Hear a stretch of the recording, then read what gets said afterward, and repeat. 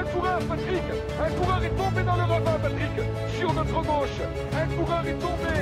Un coureur est tombé. Il s'agit d'un coureur. Attendez, je vais regarder descendre de ma moto. Oui, je vais attendre. Je regarde bien Luc Sozoule. Avec l'attaque d'Anti-Schleck, là, c'est Nibali le premier à sauter dans sa roue. Franck Schleck est juste derrière. Et Alberto Contador qui vient de partir. Lance Armstrong est lâché. Lance Armstrong est lâché. Et il est littéralement impliqué, comme on dit, dans les milieux cyclistes, alors que tout le monde le passe. Bonjour à tous et bienvenue sur notre émission podcast VCN, les commissaires de course, une émission dédiée 100% au cyclisme. Alors aujourd'hui, pour cette nouvelle émission, nous avons prévu de revenir sur le Tour du Pays Basque et sur Paris-Roubaix notamment. Et laissez-moi commencer par vous présenter nos intervenants. Benjamin. Bonsoir tout le monde. Greg. Bonsoir à tous. Daniel. Salut à tous. Et moi-même, Charles, qui vais remplacer Max aujourd'hui, notre présentateur vedette. Alors pour commencer, nous avons choisi d'aborder la prochaine grande classique au programme du calendrier cycliste Paris-Roubaix qui aura lieu dimanche. Et pour commencer, cher commissaire, je voulais vous demander en quoi cette course était-elle si importante pour vous. Benjamin, si tu veux commencer. Alors pour moi, c'est une des classiques qui m'a fait aimer le vélo. C'était en 97 la première fois où je l'ai regardé. Je ne connaissais le vélo que par le Tour de France en 1996 et j'essayais de suivre les grandes courses de vélo parce que je voulais voir ce que faisait mon coureur favori, Luc Leblanc. Du coup, j'ai passé la moitié de la course à le chercher. Bien évidemment, Luc Leblanc n'avait rien à faire sur Paris-Roubaix, mais j'ai assisté une très belle course et c'est vrai sur le gâteau, une victoire de Frédéric Guédon dans un Paris-Roubaix, si je me souviens bien, qui était très pluvieux. Une superbe course, je suis tombé fan et chaque année j'attends cette course avec impatience. Voilà pour moi. Greg, toi, c'est quoi tes souvenirs de Paris-Roubaix? Moi, ils sont un peu plus anciens. Moi, c'est plutôt Gilbert Duclos-Lassalle. C'est-à-dire début des années 90. Et c'était pour moi, je m'en souviens, c'est la première course de vélo que je regardais de l'année. Parce que les précédentes, soit elles n'étaient pas diffusées, soit je regardais pas. Tandis que ça, je me souviens bien que le dimanche chez Mémé, on regardait le vélo et on regardait Paris-Roubaix. C'est la première course de l'année. Alors même ça fait loin en distance, parce qu'évidemment pour moi Roubaix c'est loin, c'est l'extrême nord. Donc voilà, c'est aussi la curiosité de voir cet étrange pays où il y a des pavés partout. Là, c'est aussi une curiosité. Qu'est-ce que c'est que ces routes avec des gros morceaux de pavés là au milieu? Et Daniel, toi, tes souvenirs de Paris-Roubaix? Oui, bon, moi, ça remonte un peu moins loin que vous. En revanche, je crois que la première édition que j'ai vraiment suivie, c'est celle de 2004 qui a été remportée par Magnus Backstedt. Et du coup, j'étais un peu étonné de voir un coureur inconnu et vraiment costaud physiquement, un beau bébé comme on dit, remporter une course. Et ouais, ça m'a un peu intrigué puisqu'on voyait généralement plutôt des coureurs plutôt minces quand même déjà à l'époque sur les étapes du Tour ou sur les classiques vallonnés, quoi, celles qui étaient diffusées sur France Télévisions. Et toi, Charles, alors? Alors moi j'étais fan de Laurent Jalabert, donc forcément ça m'a pas amené à aimer trop Paris-Roubaix puisqu'il n'y a jamais performé. Mais en dehors de ça, j'ai quand même quelques souvenirs, comme beaucoup de personnes de ma génération, les Mapei, qui dominaient la course tous les ans. Des bons souvenirs apparemment. Des bons souvenirs, ouais. Et puis ça a totalement changé parce qu'aujourd'hui on voit que ce n'est plus du tout les mêmes équipes. Ah ben si, en fait, c'est toujours la même équipe qui ça n'a pas changé. Les Flandriennes. Oui, ça nous amène donc à notre premier débat du jour. Peut-on battre les Quick-Step, les descendants de la Mapei? Alors pour moi, c'est oui. C'est oui parce que nul n'est invincible. Et c'est déjà ce que je répétais dans les années 2000 face à Lance Armstrong. Et on a vu que j'avais raison puisqu'il a tout le temps gagné. Donc, écoutez, je pense que, non, franchement, pour être plus sérieux, oui, ils sont battables. Ce qui ne veut pas dire que ça va être facile. Mais plus la course est compliquée, plus la victoire sera belle. Bien sûr que c'est possible, mais il faudrait que les autres arrêtent de se regarder dans le blanc des yeux. Le Quick-Step, que ce soit Stibar, Terpstra, Gilbert ou un autre, on le regardera partir de loin et tout le monde se regarde dans le blanc des yeux et on perd la course comme ça. Il faudra, parmi les autres favoris, une autre stratégie. Peut-être être plus offensif, et ne pas attendre, voilà, et se retrouver piégé comme sur beaucoup de courses cette année. Est-ce que la tactique n'est pas de suivre le vent de fraîcheur comme on a pu le voir sur le Tour des Flandres, puisque finalement ceux qui ont attaqué sont quand même peut-être les plus jeunes pousses. Je pense notamment à Mats Pedersen. Je crois que Wout van Aert sera prêt également à attaquer. On annonce un Paris-Roubaix très boueux. Bon, la boue, ça, Van Aert y connaît. Et peut-être également une équipe française qui pourrait faire bouger les choses. Je ne parle pas de la Groupama FDJ. Je pense plutôt à des gars qui vont avoir le couteau entre les dents parce qu'ils n'ont pas pu faire le Tour des Flandres. C'est la direction. Non, pas Delcom. Non. Je pensais. Après, qui sait Yannick Martinez a déjà été en vue sur le Paris-Roubaix. Maintenant, non, je pensais plus à Direct Energy avec notamment Damien Godin, Adrien Petit ou Sylvain Chavanel. On peut l'espérer. Et Daniel alors? Oui, je vous rejoins totalement sur le fait que la Quick Step pourra être battue, mais en effet, je pense que les adversaires ne devront pas subir cette fois-ci la course des Quick Step et ils auront tout intérêt à prendre les devants et à imposer leur tempo à eux et leurs offensives à eux au collectif Quick Step.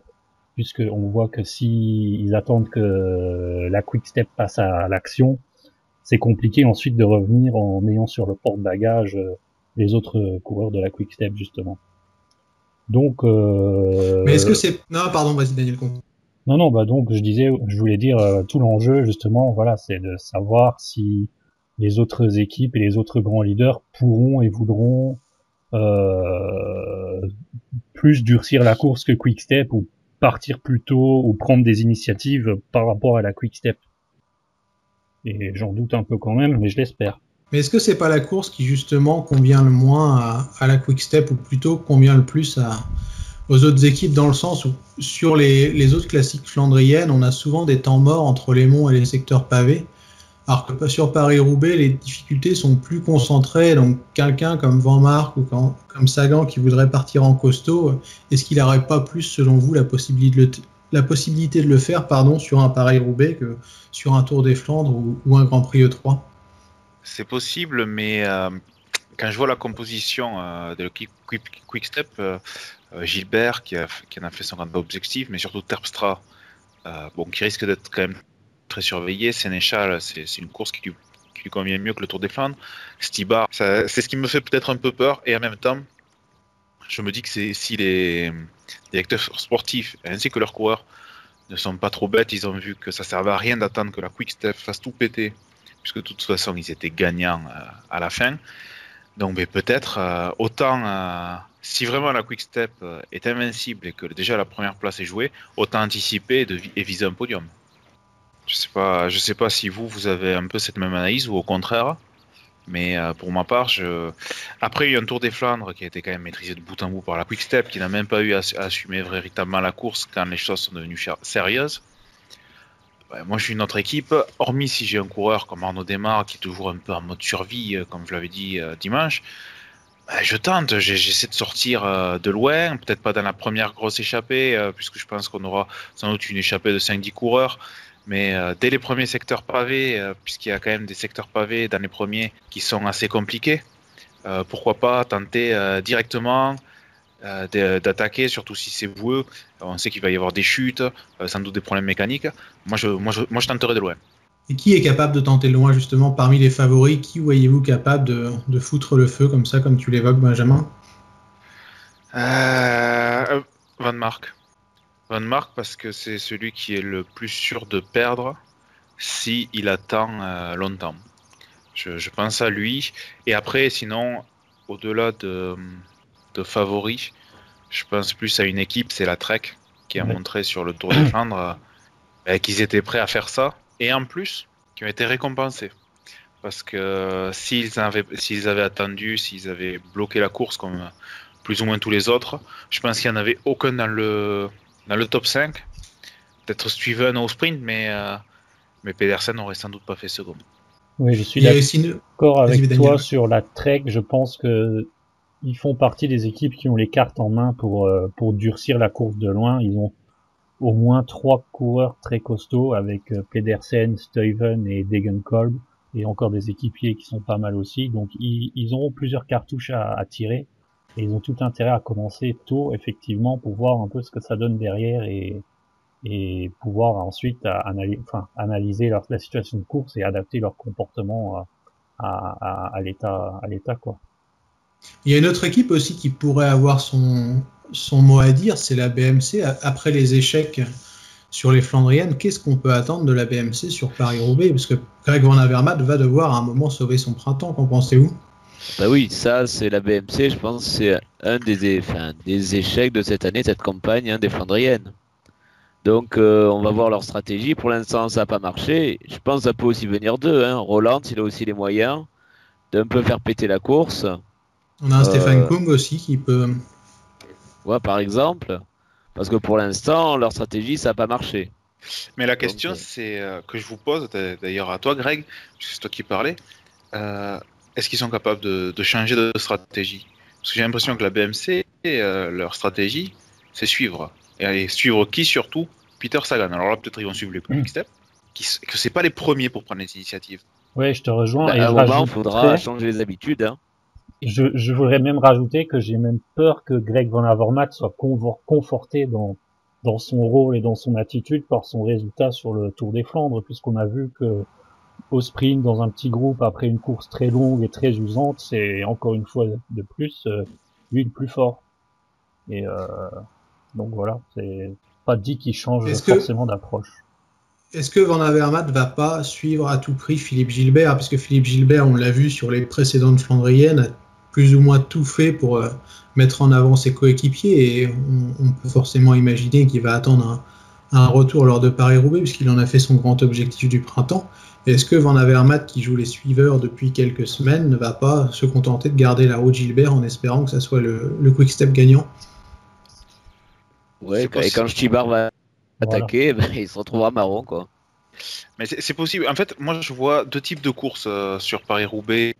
C'est soit on a une quick-step qui va assumer parce que les autres peuvent être peut-être un peu bêtes, mais il y a des limites. Dans ce cas-là, on va avoir une montée en puissance qui, je ne le cache pas, risque d'être assez pénible, avec une élimination par l'arrière, comme on a vu sur le Tour des Flandres. Alors certes, on risque d'avoir un nombre de coureurs assez petit, assez vite, mais par exemple, après la trouée d'Arenberg, mais une élimination par arrière, ça veut dire qu'il n'y a pas vraiment de course par l'avant, ou bien, et je croise les doigts, et je pense que si c'est vraiment boueux comme on l'annonce, ça va être ça, une course où les leaders peuvent se retrouver isolés très vite, assez vite, ouais. Et du coup, on va avoir des attaques comme on a pu le voir sur des précédents Paris-Roubaix avec des coureurs qui sortent à 3 ou 4, pas forcément des favoris, je pense à notamment des Damien Gaudin par exemple, et qui du coup peuvent aller assez loin en rejoignant notamment l'échappée matinale, et ce qui permettra de suivre la course sur plusieurs niveaux. Et qui devrait permettre à ce moment-là, qui devrait plutôt forcer et pas permettre à ce moment-là que les favoris se découvrent tôt pour avoir une chance de revenir sur les gars échappés, parce que tout simplement, il leur manquera des équipiers. Tu évoquais le scénario, Benjamin. Si vous deviez vous mouiller un peu en connaissant un peu les conditions météo, puisque je crois qu'il risque de pleuvoir dimanche, quel est selon vous le scénario de type de Paris-Roubaix dimanche? Daniel, si tu veux commencer. Oui, mais j'ai vu que dimanche, notamment le matin, il devrait pleuvoir, peut-être un peu dans l'après-midi également. Dans ce cas, je suis pas sûr qu'on voit effectivement une course par l'avant, ça sera plus une course par l'arrière. Les coureurs qui vont lâcher sur du tempo dans les secteurs pavés. Après les chutes, il y a des groupes qui vont se former. C'est plutôt quand même ce genre de course que je verrai. Et une fois que le peloton sera réduit, si un petit groupe de coureurs arrive à sortir, je sais pas si derrière dans le peloton il y aura une vraie collaboration, puisque depuis le début de la saison on voit que c'est un peu ce qui pêche entre les principaux leaders. Ils ne s'entendent pas pour travailler ensemble et du coup ils laissent partir des gens, que ce soit des quick-step ou d'autres coureurs. Et Greg, comment tu vois la course, toi? Quel serait le scénario type à ton avis dimanche sur les routes de Roubaix? C'est un peu classique, c'est-à-dire une élimination par l'arrière petit à petit, et puis des coureurs qui vont se détacher et les autres derrière qui vont se regarder. Donc moi je vois bien Stilbar s'imposer comme ça. Et encore un succès Quick Step. Pour changer un peu, ça fait longtemps. Alors ça nous amène aux favoris justement. Benjamin, quels seraient tes favoris toi pour Paris-Roubaix? Alors ça va dépendre du temps, mais je vais partir sur l'hypothèse pluvieuse. Enfin pas pluvieuse, mais boueuse. Et je vais citer Wout van Aert. Et je pense que si c'est boueux, c'est lui qui va tout faire péter. Et si il fait tout péter, je pense que ce sera la pire plaie au cul possible pour la Quick Step. Du coup, je dirais Wout van Aert, devant Damien Godin, rescapé d'une échappée. Et en troisième position, compliqué, Zenes Tibar, forcément. Si c'est boueux, je le vois lui aussi devant. Daniel? Ouais, ben moi je miserais en premier sur Stibar. Éventuellement, on peut l'interchanger avec Philippe Gilbert ou Niki Terpstra. Bon, cette fois-ci, je prends pas trop de risques. Voilà, ce seraient mes 3 favoris. Et toi, Greg? J'ai parlé Stibar, favori pour moi. Et puis après, derrière lui, j'espère. Allez, on va dire Van Mark, le pauvre qui est malheureux. Je le vois encore deuxième, le pauvre. Et oui, après, pour le cœur aussi va parler. Van Aert, ça serait sympa un peu. Les jeunes, ça fait du bien d'avoir un peu un renouvellement et de nouvelles têtes. Et toi, Charles? Alors moi, je vais tenter une grosse cote et pour une fois, c'est moi qui vais mettre en avant un Français. Je vois bien une victoire d'Arnaud Démare. Je vois bien un gros marquage des favoris et je risque de me planter. Je vois Arnaud Démare régler Alexander Christophe et pourquoi pas Peter Sagan sur un sprint à 10 ou 15 sur le vélodrome de Roubaix. Et voilà, c'est marrant, c'est la première fois qu'on évoque Peter Sagan depuis le début de l'émission. C'est définitivement le déclin pour lui ou il a vraiment réussi à se faire oublier? C'est assez curieux, je trouve, pour Peter Sagan parce que en début d'année, il a vraiment annoncé qu'il aurait un programme de course très peu conséquent et pour se concentrer sur les grosses classiques, au final, on l'a pas vu sur Milan-San Remo. Le Tour des Flandres, il s'est fait piéger et là, Paris-Roubaix, on ne sait pas trop ce que ça va donner, quoi. Je ne sais pas ce que vous en pensez. Est-ce qu'on peut s'imaginer le voir gagner la course? Parce qu'au final, on est 4 et aucun d'entre nous ne l'a cité comme le favori. On passera pour des nuls quand il va gagner, on pourra se moquer de nous. Mais après, c'est vrai que c'est délicat parce qu'il a beaucoup de déçus, je pense aussi dans la manière de courir. On l'attendait peut-être plus offensif. Et les dernières courses, on les voit se regarder entre favoris au lieu d'attaquer ou de suivre les quick steps. C'est vrai que ça pèse, peut-être un petit peu. Et est-ce que, quel c'est pour qu'il gagne? Est-ce qu'il faut pas, qu'il arrive dans le groupe de favoris et qu'il les batte au sprint? Est-ce qu'il peut gagner en s'isolant tout seul? Moi, je pense qu'il a entre guillemets volontairement joué la carte de la neutralisation sur les autres courses jusqu'à maintenant. Et je parle de Milan-San Remo et du Tour des Flandres notamment. J'ai l'impression qu'il aurait peut-être pu mieux faire, ou en tout cas essayer de mieux faire, mais qu'il a pas voulu prendre ses responsabilités par rapport à tous les autres favoris qui semblent juste se mettre dans sa roue et attendre que lui fasse tout. Mais je suis pas forcément persuadé qu'il puisse inverser cette tendance ou faire autrement sur Paris-Roubaix quand même. Est-ce qu'il serait capable de sortir tout le monde de sa roue? Je ne sais pas. Après, il peut arriver dans un groupe pour la gagne, oui, c'est sûr. Le souci, c'est que c'est le coureur qui fait consensus. Dès qu'il bouge, tout le monde se met dans sa roue. Donc, compliqué pour s'isoler. En plus, je crois que c'est également c'est peut-être l'un des seuls coureurs où s'il prend de l'avance, tout le monde va se mettre à la planche pour revenir sur lui parce qu'on sait que lui, il peut aller au bout. Donc, ça devient compliqué. Est-ce qu'il n'aurait pas intérêt à se coller à la roue de Van Mark, Peter Sagan? Parce qu'on sait que comme tous les ans, Seb Van Mark, il va en placer une, quoi qu'il se passe, et qu'il va rouler. Est-ce qu'au final, c'est pas le coureur idéal à suivre ou à accompagner pour Sagan? Ouais, mais il y a un risque à suivre la roue de Van Mark. T'es sûr de gagner, c'est ça? Non, c'est que comme toute son équipe, il y a des risques de chute et d'être entraîné avec. Ouais. Parce qu'il faut dire que quand même les pauvres, niveau Pierre Richardisation, ils sont premiers. C'est vrai que c'est intéressant ce que tu dis. C'est vrai que si Van Mark place une grosse accélération et que Sagan en remet une couche, derrière ça va quand même souffrir dans les roues. Et je pense pas que grand monde puisse tenir la cadence. Donc ça peut faire un groupe intéressant. Et c'est sûr qu'avec Van Mark pour rouler avec lui, ça fait en plus un bon collègue pour partir pour rouler jusqu'à la ligne d'arrivée, puisque on sait que l'ami Sepp ne réchigne pas à la tâche. Parce que quand on regarde quand même c'est la liste des principaux candidats à la victoire sur Paris-Roubaix, la chance d'un gars comme Sagan, c'est qu'on a Van Mark, mais on a aussi un Wout van Aert qui lui ne peut absolument pas arriver au sprint. Donc à un moment, il va falloir qu'il prenne des risques aussi. Et est-ce que c'est pas justement ces gars-là sur qui il faut compter pour avoir du spectacle? Je pense que, pour moi, si. Clairement, et on a vu que Paris-Roubaix était également une course qui pouvait sourire à des jeunes premiers. Alors peut-être pas pour la victoire non plus, mais au moins pour des podiums. Je me souviens notamment de la première participation de Tom Boonen où il avait tout éclaté. Je pense donc que c'est avec des coureurs qu'on n'a pas l'habitude de voir plutôt sur Paris-Roubaix. C'est eux qui détiennent un peu la clé de la course également, ouais.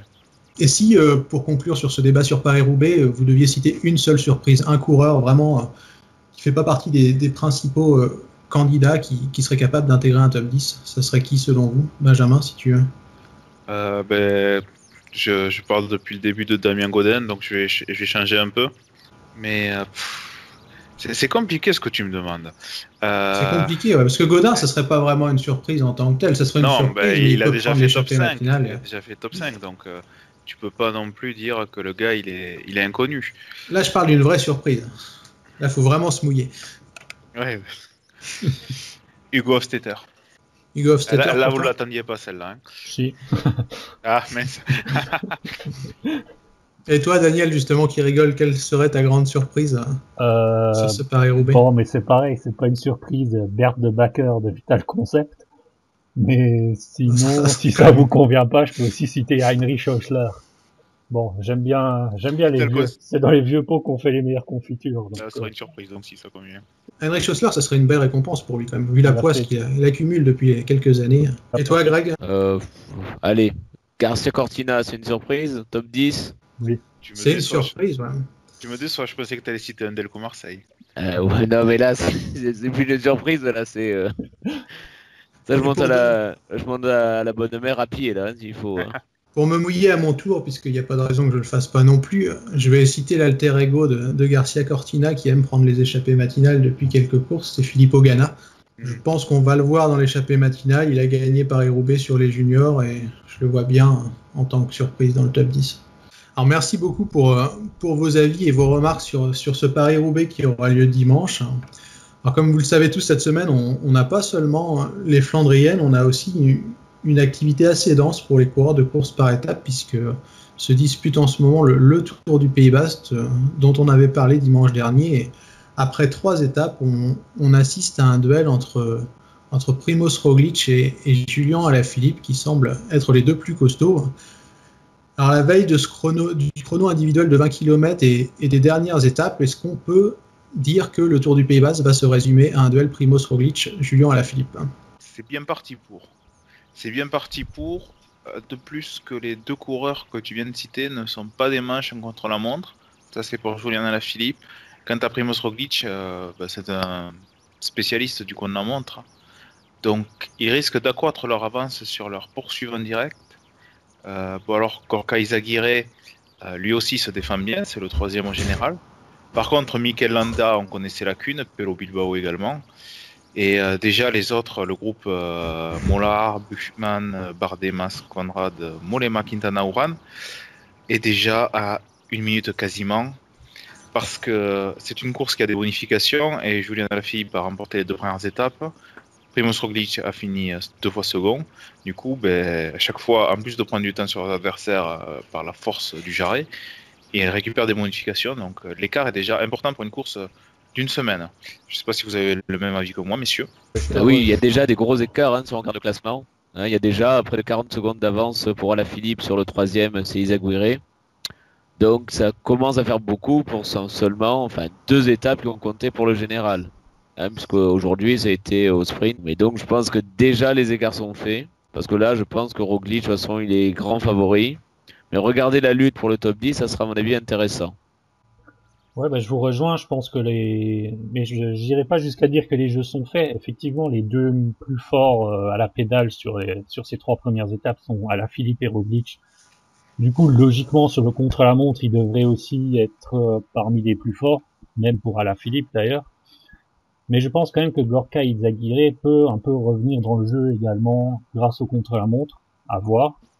Et surtout, je pense que sur la dernière étape, pas mal de choses peuvent se passer et on n'est pas à l'abri d'un retournement, que ce soit pour l'un, pour l'autre ou pour quelqu'un un peu inattendu. Hein.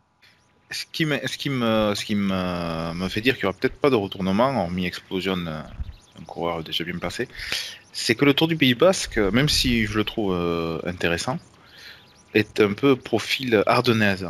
C'est-à-dire que la course des favoris se déclenche lors de la dernière ascension. Or, le Pays Basque, on le sait, il s'agit d'ascensions très dures, mais également très courtes. Ce qui ne permet pas forcément de voir de gros écarts. Et de plus, les deux premiers ont montré sur ce type d'ascension qu'ils étaient quand même un peu seuls au monde. Puisque c'est les deux seuls qui sont parvenus à maintenir un tel niveau de course sur les 2 premiers jours.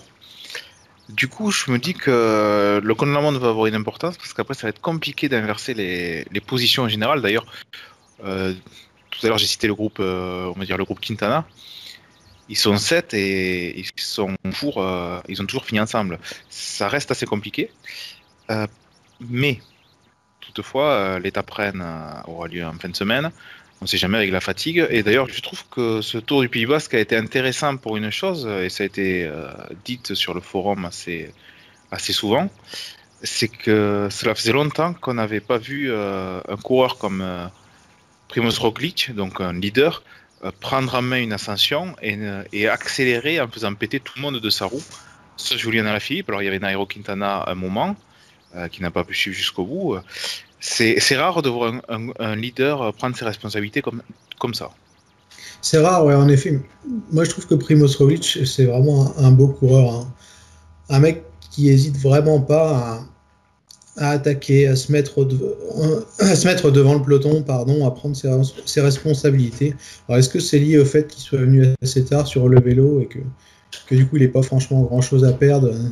Je sais pas, mais enfin, j'aime beaucoup le coureur. Il est vraiment offensif, costaud contre la montre, costaud en montagne. On a tendance à stigmatiser un peu les 4x4 de temps en temps, mais les 4x4 comme lui font plaisir à voir, je trouve.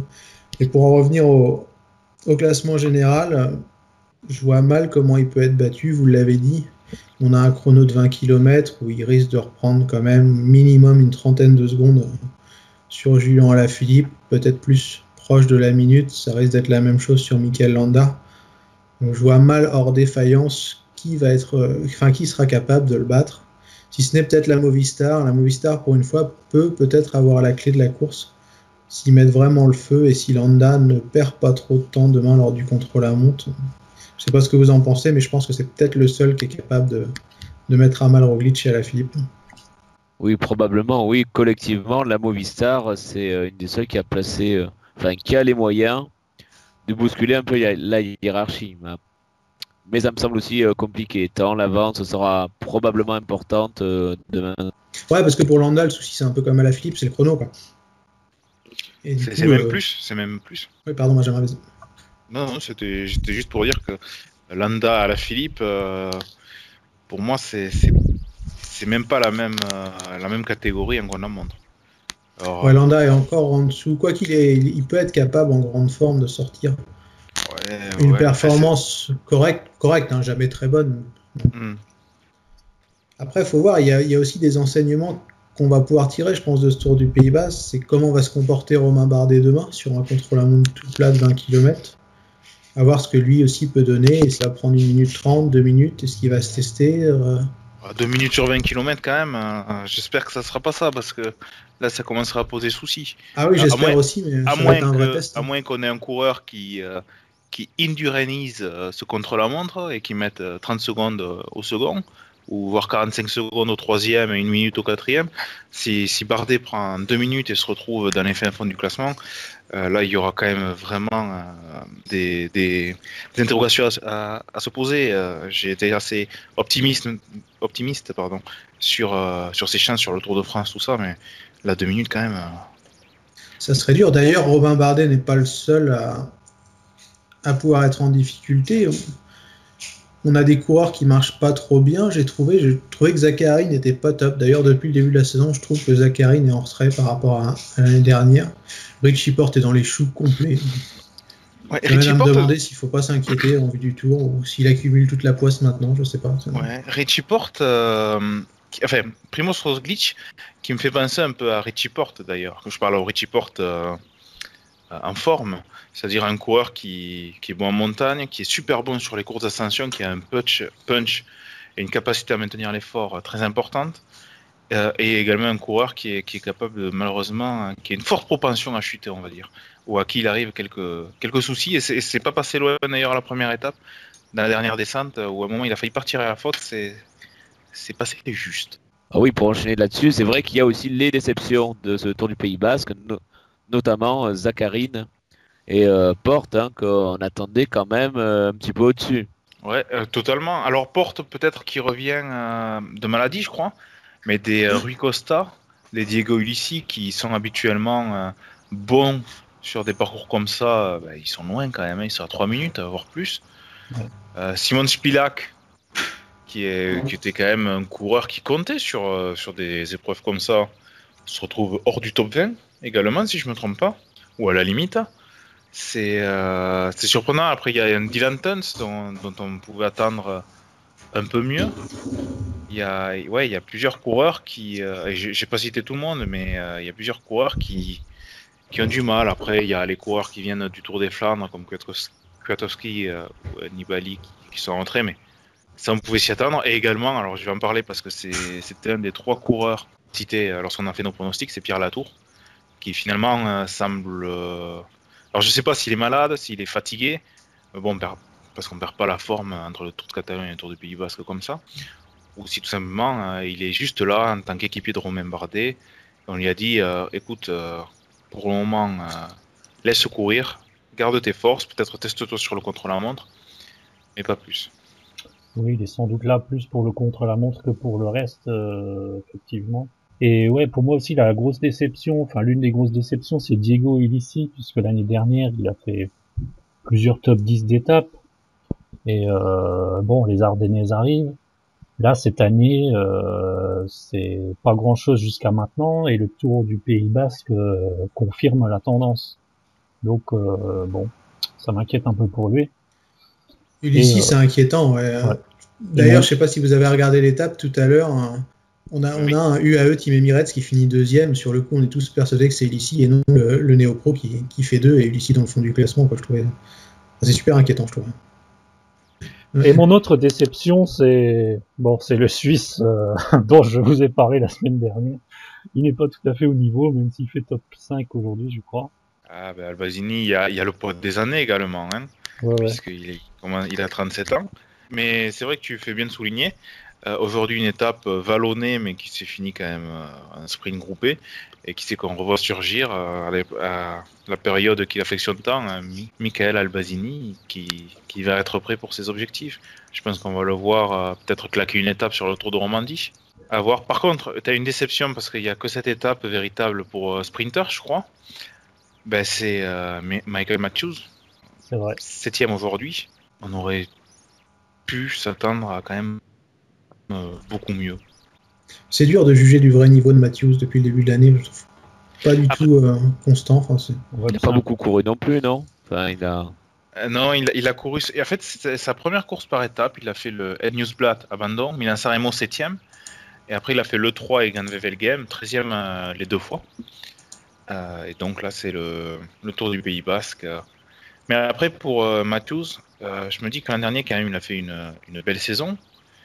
Et vous savez, notamment le Tour de France, où il a été exceptionnel. Et je me dis, des fois, vous savez, il y a des coureurs qui, après avoir fait une saison exceptionnelle, ont du mal à enchaîner l'année d'après. Et peut-être que Michael Matthews va avoir un peu plus de mal cette année. Il est également plus surveillé, on prend plus souvent sa roue. Donc, à voir. Ouais, pour moi, c'est un gars qui a souvent qui est un peu fluctuant, qui a des hauts et des bas, pas forcément expliqués ou explicables. Donc, bon, pour moi, ça s'inscrit un peu dans ses habitudes quand même. Et effectivement, comme tu dis, après une grosse année, possible qu'ils soient un peu moins à fond pour l'instant, surtout s'ils ciblent à nouveau tout sur le Tour de France. Je voulais aussi revenir sur une petite satisfaction du côté français, c'est Rudy Mollard. Je crois qu'il est 6e au général pour l'instant. C'est ça. C'est quand même pas mal. Il mène la danse du groupe des poursuivants avec Mollema, Quintana, Uran. Donc voilà, c'est quand même pas mal pour ce coureur qui s'impose de plus en plus. Totalement. Non, je disais oui que c'était une belle satisfaction, que le seul petit point négatif, ça serait encore une fois le chrono demain qui risque de lui faire perdre quelques places. C'est sûr, mais c'est un coureur qu'on a vu l'an dernier se révéler, on va dire, au niveau World Tour. Donc il avait fait quelques bonnes places, quelques top 10 autour du Pays Basque, en étant placé d'ailleurs, je crois, après la 3e étape, je vois qu'il était 6e en général également, il avait coincé un peu ensuite. Donc on verra, mais l'an dernier, il s'était révélé 16e Paris-Nice, et surtout, on se souvient de sa place à la Flèche Wallonne, 8e, qui avait été un peu éclipsé tout de même par la 9e de son coéquipier David Gaudu, forcément néo-pro qui fait top 10 sur une classique World Tour, ça fait parler. Et cette année, j'ai l'impression qu'il a passé un petit palier encore, Rudy Mollard, avec sa victoire sur Paris-Nice, sur la 6e étape. On l'a vu également faire des bons classements généraux sur les courses par étapes Europe Tour française du début de saison. Donc je me dis que cette année, alors oui, comme tu dis Charles, il risque de perdre pas mal de place au chronomètre, mais peut-être, je l'avais dit pour un top 10, toi t'avais dit un top 15. Top 10-15, ouais, certainement, je pense. Je pense que ça sera ça dépendra en fait peut-être plus des coureurs qui l'entourent que de lui-même, parce que à la pédale sur les étapes en ligne, je pense qu'il est au top 10, mais il y a ce qu'on a montre. Alors, puisque tu cites les pronostics, Benjamin, Roglic ou pas Roglic pour vous dimanche? Oui. En vainqueur final? Non, moi je vais rester sur Alaphilippe. Voilà, dimanche je vais parler de Roglic, donc je reste sur Roglic. Daniel, Roglic aussi? Je vous rejoins sur Roglic. Ouais, ça sera Roglic pour moi aussi, je pense. Alors, pour conclure sur cette émission et faire un peu suite à la Catalogne, il y a d'autres courses qui se sont disputées cette semaine, notamment le circuit de la Sarthe, où 2 sprinteurs français ont connu des fortunes assez mauvaises, on va dire. C'est Ryan Bouhanni, j'allais dire Ryan Bouhanni, mais non, c'est Nasser Bouhanni et Brian Cocard qui ne se sont pas illustrés. Nasser Bouhanni, Brian Cocard, même combat, ça vous paraît juste ou pas du tout? Non, parce que Nasser Bouhanni, je crois qu'il y a un grave problème mental, plutôt, parce qu'on pourrait mal juger ce que je veux dire. Il y a un grave problème de mental. Il y a quelque chose qui ne va pas du tout entre Nasser Bouhanni et son équipe. On ne sait pas quoi, je ne sais pas si on le saura un jour, quelque chose, et là en ce moment ça ne va pas du tout. Alors Nasser Bouhanni, on connaît son talent, donc on peut espérer qu'il rebondisse, mais pour le moment il est un peu au fond du trou, parce que là, quand on parle d'hypothermie pour ce coureur, sur la première étape du circuit de la Sarthe, bon, c'est le seul qui a vécu ça, je crois, et c'était pas non plus des conditions absolument catastrophiques. Brian Cocard, c'est plus de la malchance, puisqu'il a chuté hier, et je peux comprendre qu'aujourd'hui il est préféré éviter de prendre trop de risques et risquer à nouveau la chute, sachant qu'il y a un de ses objectifs de la saison qui arrive, c'est-à-dire l'Amstel Gold Race, où il avait déjà terminé 4e. Et au contraire, on a vu d'autres coureurs, Justin Jules, dont on avait parlé pour le Tour des Flandres, et Marc Sarrault qui est une des révélations de ce début de saison. Je crois qu'il a déjà gagné 4 ou 5 fois. 4 fois, ouais. Et voilà le sprinter que la FDJ attendait, français, pour faire briller l'équipe sur ce domaine quand Arnaud Démare n'est pas là. Mais est-ce que Marc Sarrault et Christophe Laporte ne sont pas passés au-dessus déjà de Nasser Bouhanni et Brian Cocard pour vous? Pour le moment, oui. Les résultats, de toute façon, parlent pour eux. Là, Marc Sarrault, sur la Coupe de France, il a à sa main. Il a déjà 4 victoires.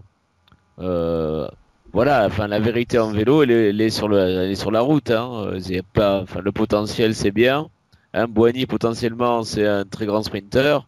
Mais malheureusement, pour plein de raisons, il n'est pas là. Tandis voilà, Marc Sarrault, sur la Coupe de France, il cartonne. Donc ça marche. Tant mieux pour lui, ça fait plaisir de voir des nouvelles têtes. Et puis après, en espérant qu'il aille un petit peu plus loin et un peu plus haut plus tard. C'est ça. Pour le moment, Marc Sarrault est un excellent coureur d'Europe Tour. Et il faut maintenant qu'il arrive à élever son niveau pour passer ce palier du World Tour. Ce que je vois avec Marc Sarrault également, c'est que ça semble bien fonctionner avec ses équipiers. Avec Benjamin Thomas, qu'il avait accompagné déjà sur l'étoile de Bessèges, qui était à l'attaque aujourd'hui. J'ai l'impression qu'on a un petit duo qui se forme là dans la team Groupama FDJ.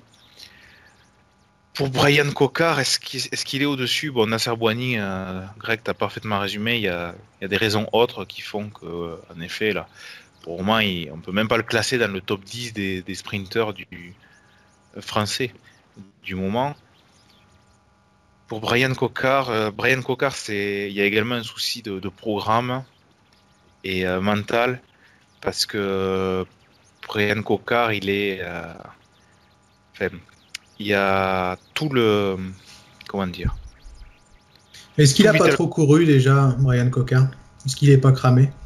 Non, je pense pas qu'il soit cramé physiquement. Je pense que mentalement, c'est lui qui doit soutenir tout Vital Concept.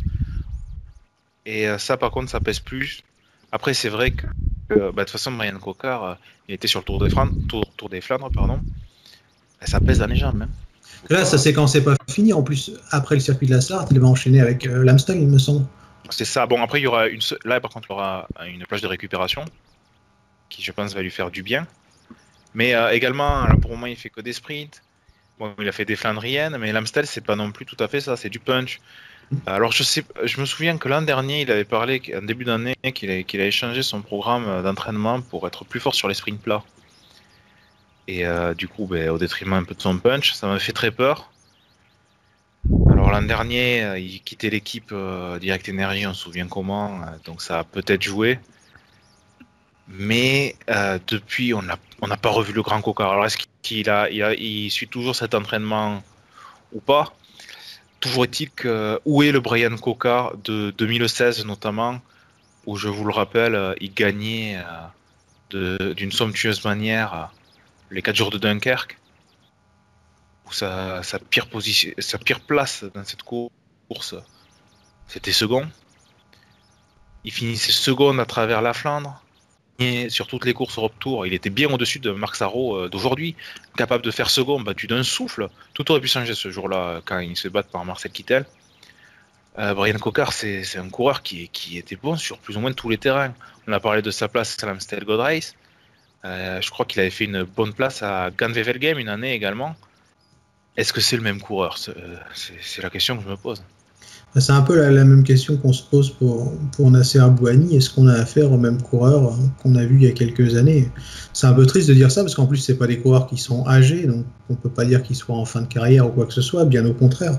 C'est des coureurs qui devraient arriver justement maintenant à maturité, et on s'aperçoit que finalement la pente est déjà descendante. Ben oui, tu sais, le vélo, je me rappelle de débats sur le forum Vélo Club, sur qu'est-ce qu'un champion? Un champion, c'est avant tout un coureur qui a un physique exceptionnel, des jambes qui peuvent envoyer des watts, un cœur super, une capacité à tenir l'effort extraordinaire, et qui a même parfois une allure.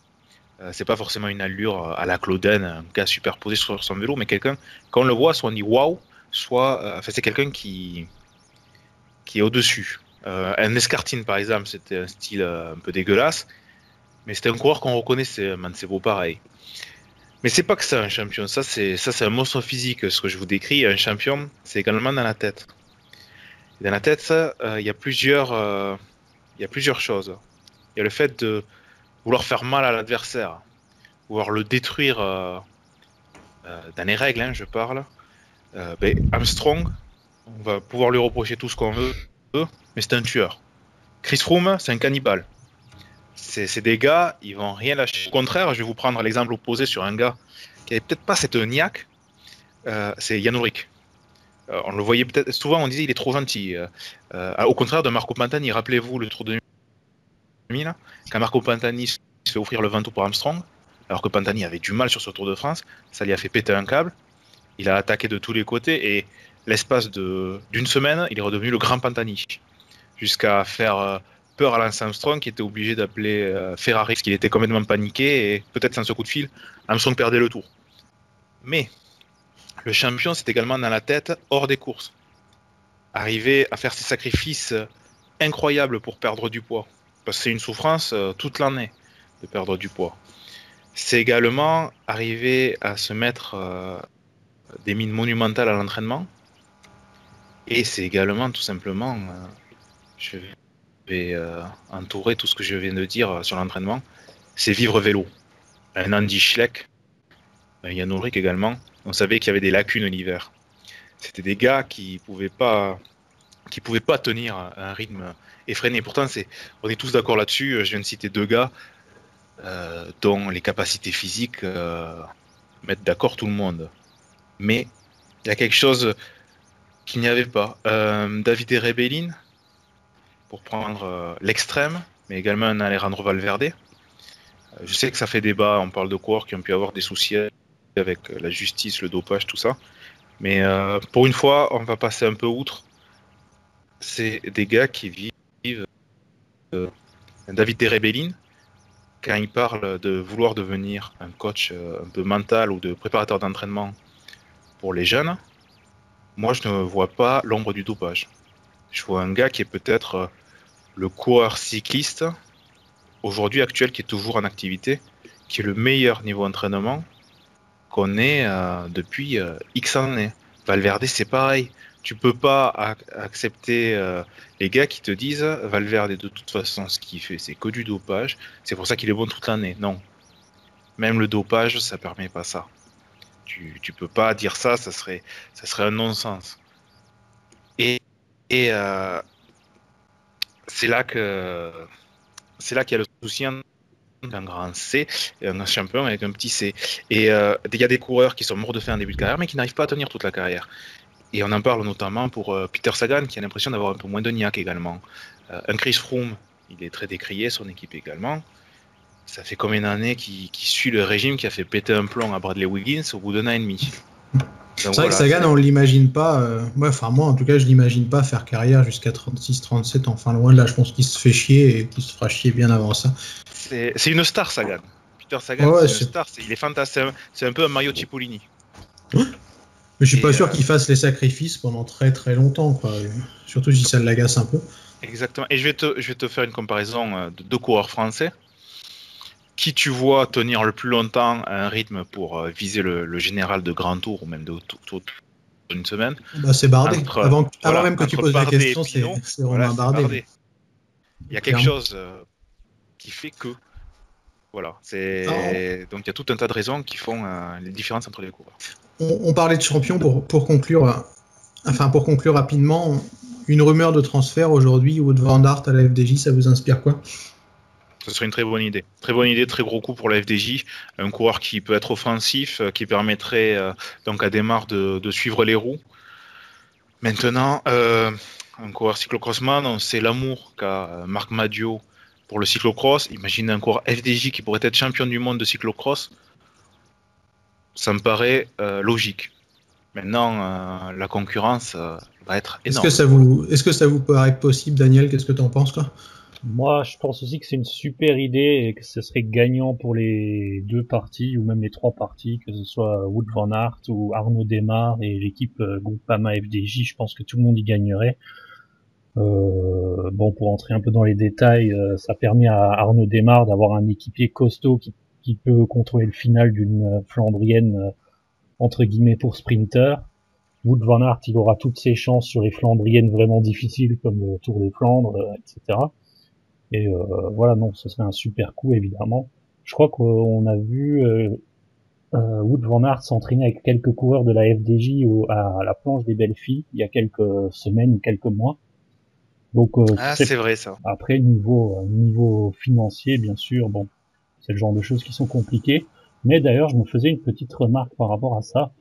C'est-à-dire que Wout van Aert, s'il continue à faire du cyclocross, il percevra ses primes de cyclocross indépendamment de son salaire, je pense. Donc ça peut lui permettre d'arrondir entre guillemets les fins de mois.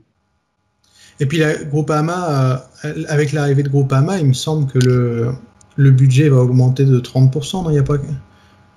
Il y a une augmentation du budget sûr, et également on parlait d'une équipe réserve, donc oui, c'est qu'il y a l'argent, ça c'est sûr.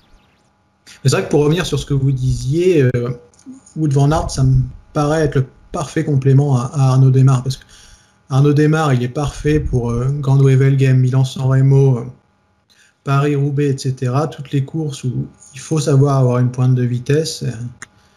Et de l'autre côté, Van Aert, lui, pourrait s'attaquer à l'E3, au Tour des Flandres, etc. À toutes ces courses au Strade Bianche qui sont un peu plus compliquées et là où la FDJ pêche un peu quand même.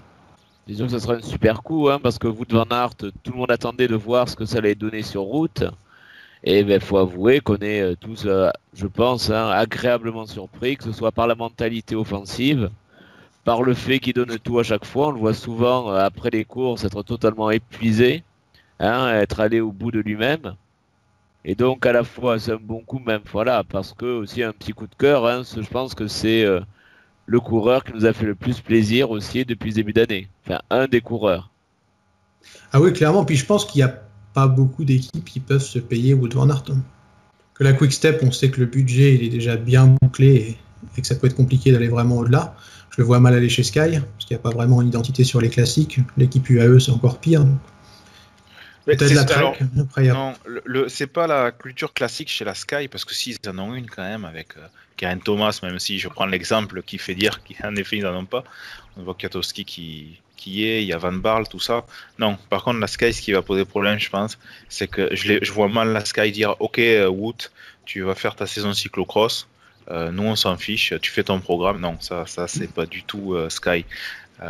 Donc pour moi ça serait plus sur le cyclocross que ça pêcherait pour l'équipe britannique. Là où Trek pourrait être un beau truc pour Van Aert aussi, parce que Trek organise des manches de cyclocross, dont la manche de Coupe du Monde à Waterloo à leur siège. Mais il aurait Pedersen, Stuyven, il serait peut-être plus libre à la Groupama FDJ.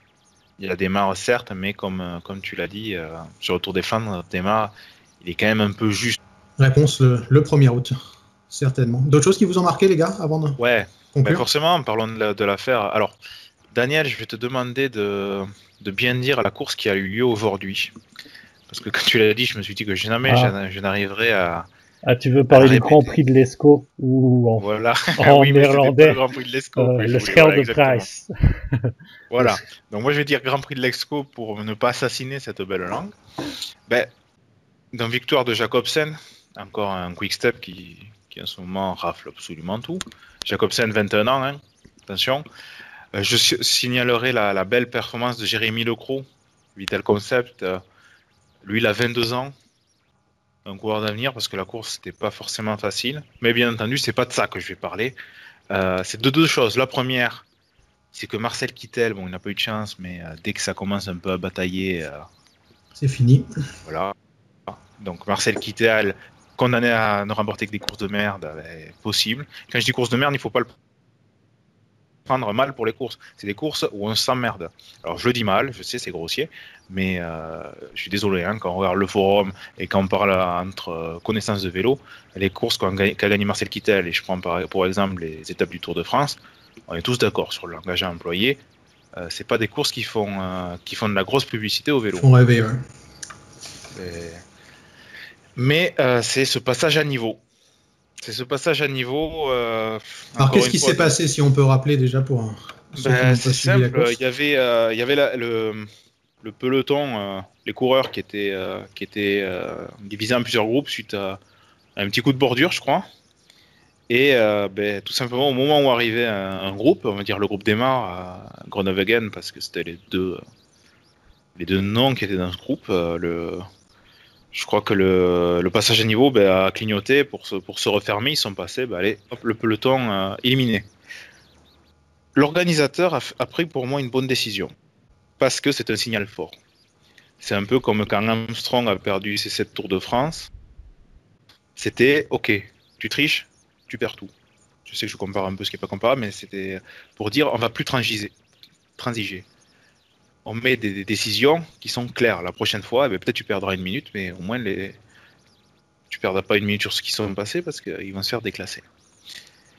Cependant, Je pense qu'en imaginant un peu comment ça se passe dans le peloton, il y a la moto de course qui passe sans s'arrêter, donc les coureurs qui suivent.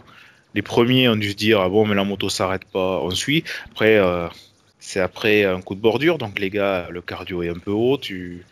À ce moment-là, dans une course, n'importe qui a fait une course vélo, qui a eu le palpitant assez haut, t'es un peu plus bête qu'habituellement. Tu réfléchis un peu moins, le sang il va pas forcément en premier lieu au cerveau, il irrigue tes muscles.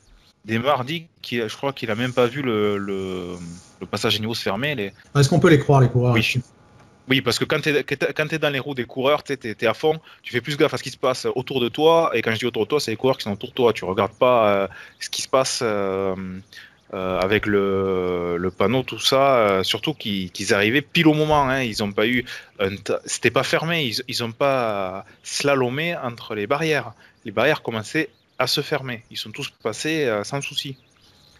Donc entre les oreillettes que t'as, puisque c'est autorisé sur les Europe Tours maintenant, le cœur qui est haut, un moment de course qui est important puisque ça aurait pu décider du destin de la course. Je ne dis pas qu'Arnaud Desmar n'a pas vu. Par contre, je dis que c'est possible qu'il n'ait pas vu, en effet. Daniel, je crois que ça t'a énervé cet épisode. Ouais. Alors, je rejoins Benjamin sur le fait que oui, c'est normal et de sanctionner et c'est bien d'enfin passer aux actes. Après, moi, de ce que j'ai vu, les coureurs ont plutôt vu que les trucs étaient en train de sonner, de clignoter et de baisser. Comme ils étaient lancés, c'était aussi un peu compliqué de freiner sec. Et bon, après, il y en a certains qui disent oui, mais il y a le groupe de devant qui est passé, eux, ils n'ont pas été sanctionnés, nous, on a été sanctionnés. Bref, c'est un foutoir, on ne s'y retrouve plus. Il y a aussi un groupe de coureurs qui s'est arrêté. On ne sait pas ce qui est devenu ce groupe. Est-ce que les temps ont été pris? Est-ce qu'ils ont été remis dans la course? C'est à ne rien y comprendre. Et moi, ça m'énerve. Parce que, en fait, c'est un bête passage à niveau. Ça fait des années qu'on en parle, même un siècle, je dirais, depuis que le train et le cyclisme existent. Donc, est-ce qu'il serait pas temps de trouver une solution, une bonne fois pour toutes, pour gérer cette situation, tout simplement? Est-ce qu'on peut pas imaginer que un directeur de course ou une moto, enfin quelqu'un des organisateurs ou de l'UCI s'arrête lorsqu'il y a un passage à niveau et surveille s'il se passe quelque chose et fait des grands signes s'il y a besoin de s'arrêter? Parce que moi, c'est vrai que je comprends aussi que les coureurs qui sont en plein effort, ils n'aient pas que ça à faire de surveiller les feux rouges au bord de la route ou au-dessus de la route, même si ça sonne, etc. Donc oui, on ne saura jamais le fin mot de l'histoire et qui a fait quoi exactement. Mais il faut trouver une solution. Ça serait pertinent. Ouais. Ça serait pertinent, en effet, ça serait, comme tu le dis, pertinent de placer un commissaire avant chaque passage à niveau qui est un peu critique. Ça éviterait ce genre de soucis, parce que c'est pas. Si ça arrivait une seule fois tous les 3-4 ans, on pourrait le comprendre. Mais là, on a quand même plusieurs épisodes par an, et derrière les exclusions, il y a aussi le risque sécuritaire. Donc, enfin, quand on parle de protection des coureurs, ça peut paraître aussi sensé de les protéger aussi en plaçant des commissaires au niveau des passages à niveau. Non, mais bien évidemment. Et d'ailleurs, la décision prise, même si j'ai dit que des coureurs avaient pu, malheureusement pour eux, pas avoir du tout l'intention de tricher, c'est celle qu'il fallait prendre. À force de se déclasser des coureurs, et encore là on parle sur une course au retour, Tour des Flandres, Paris-Roubaix, imagine sur un grand tour, comme quand Richie Porte avait perdu 2 minutes parce qu'il s'était fait dépanner par Norica. C'est ça qui fera changer, parce que c'est la peur de la sanction. Au final, les commissaires n'ont pas voulu faire un exemple avant Paris-Roubaix. Dans le sens où si jamais vous jouez, voilà comment ça va se passer. Paris-Roubaix. Oui, Paris-Roubaix ou non, je suis pas sûr. Alors, j'ai vu passer sur Twitter le document officiel des commissaires, et il y a marqué que c'est non-respect des consignes des commissaires. Alors, est-ce qu'ils avaient eu avant les coureurs l'information ou non? Ça non plus, on ne sait pas. Mais sur le papier officiel, il y en a un qui se prend une amende pour insulte, je ne sais plus qui c'est, un Vital Concept. Et après, il y a toute la liste des déclassés. C'est pour non-respect des consignes des commissaires et pour passage dangereux. Donc, ce serait intéressant d'avoir le fin mot de l'histoire, réellement. Beaucoup de flou en effet par rapport à cette affaire, et j'imagine qu'on en saura plus dans les prochains jours. Chers auditeurs, je pense que notre émission touche à sa fin. On va pouvoir vous dire au revoir et dire que vous pouvez nous retrouver sur notre chaîne YouTube. N'hésitez pas à vous abonner et ça nous encourage à continuer.